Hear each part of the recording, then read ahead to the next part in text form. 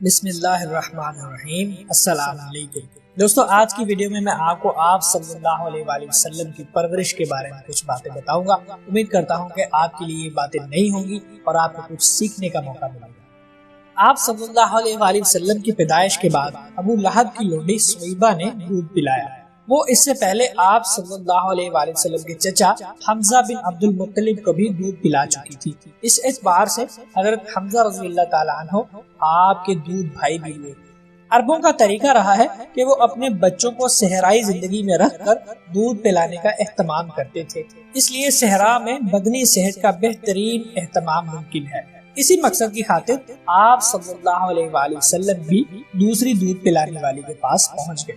ہوا یوں کہ جن دنوں آپ صلی اللہ علیہ وآلہ وسلم کی پیدائش ہوئی، صحرا سے بنی سعد قبیلے کی عورتیں مکہ مکرمہ آئیں تاکہ ایسے بچوں کو تلاش کریں جن کو دودھ پلا سکیں، اور عورتیں گھروں میں ڈھونڈنے لگیں۔ غریبی اور یتیمی کی وجہ سے تمام عورتوں نے آپ صلی اللہ علیہ وآلہ وسلم میں دلچسپی نہیں لی۔ دوسری عورتوں کی طرح حلیمہ سعدیہ نے بھی آپ صلی اللہ علیہ وآلہ وسلم میں دلچسپی ظاہر نہیں کی۔ جب حلیمہ سعدیہ نے دوسرے گھروں کا چکر لگایا تو کسی کھاتے پیتے گھرانے کا بچہ پانے میں کامیاب نہ ہو سکی جو ان کی کمزور مالی حالت غریبی کی شدت کو ہلکا کر سکے، بالخصوص اس سال جس میں قحط سالی بڑھ گئی تھی۔ چنانچہ حلیمہ نے کم مزدوری پر غریب و یتیم بچے قبول کرنے کے لیے وہ دوبارہ آمنہ کے گھر چلی آئی۔ حضرت حلیمہ اپنے خاوند کے ساتھ کمزور گدھی پر سوار ہو کر مکہ مکرمہ آئی تھی، جس کی چال بھی بہت کمزور تھی۔ البتہ واپسی پر جب محمد صلی اللہ علیہ وآلہ وسلم حلیمہ کی گود میں تھے تو یہی نحیف سی گدھی تیز تیز دوڑ رہی تھی، حتیٰ کہ اس نے سب سواریوں کو پیچھے چھوڑ دیا، یہاں تک کہ سارے ساتھی تعجب کرنے لگے۔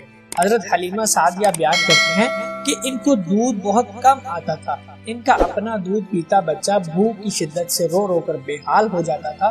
جو ہی اس نے آپ صلی اللہ علیہ وآلہ وسلم کو دودھ پلانا شروع کیا تو ان کے سینے میں خوب دودھ اتر آیا۔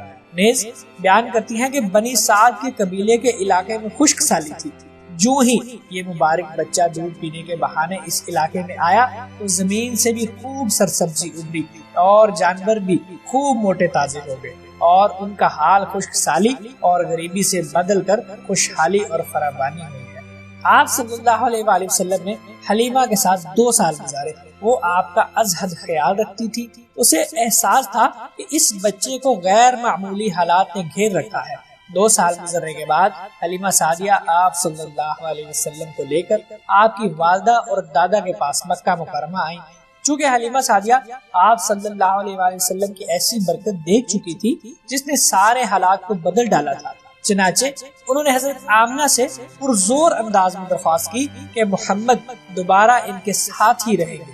چنانچہ حضرت آمنہ نے حضرت حلیمہ کی درخواست منظور کر لی اور حضرت حلیمہ سعدیہ آپ صلی اللہ علیہ وآلہ وسلم کو لے کر دوبارہ قبیلہ بنی سعد پہنچ گئی۔ وہ خوشی سے پھولے نہ سماتی تھی اور اپنی خوش قسمتی پر ناز کر گئی۔ آپ صلی اللہ علیہ وآلہ وسلم کی عمر تقریباً 4 سال تھی۔ ایک دن ایسا ہوا جب آپ اپنے رضائی بھائی کے ساتھ کھیل رہے تھے اور اپنی رہائش سے ذرا دور تھے۔